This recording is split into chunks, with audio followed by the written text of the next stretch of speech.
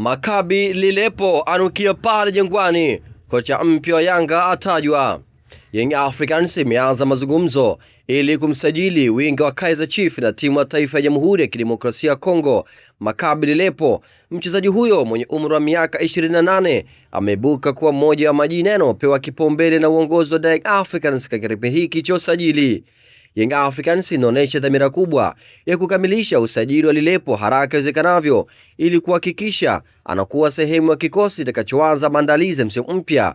Klabu hiyo inaendelea kufanya mazungumzo na upande husika, huku ikiamini kuwa uwezo na uzoefu wa winga huyo unaweza kuongeza ubora katika safu ya ushambuliaji ya timu hiyo.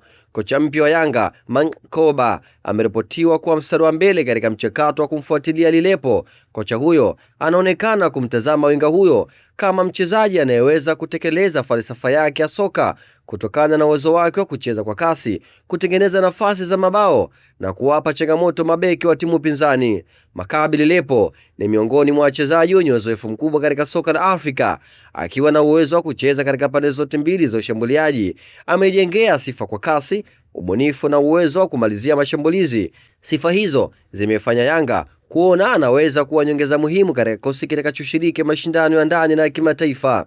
Katika hatua nyingine, Lilepo hajajumuishwa kwenye kikosi cha Kaizer Chiefs kilichoshiriki kwenda nchini Hispania kwa ajili ya maandalizi ya msimu mpya. Kutokuwepo kwake katika safari hiyo kumeendelea kuongeza mjadala kuhusu mustakabali wake katika klabu hiyo, huku mazungumzo hamisho wake yakiendelea kuvutia hisia za wadau wengi wa soka nchini.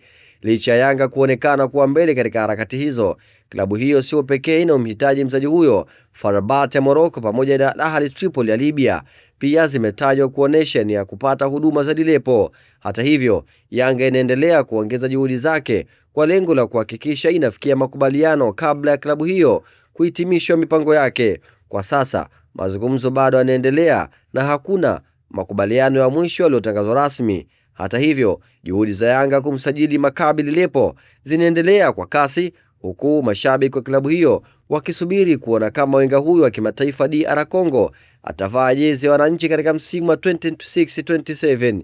Je, nini maoni yako? Tuandikie kupitia channel yetu YouTube Azam Media. Lakini kama bado hujasubscribe, fanya hivyo sasa ili wa kwanza kupata habari zote motomoto kimkem za kimichezo ndani na nje ya nchi.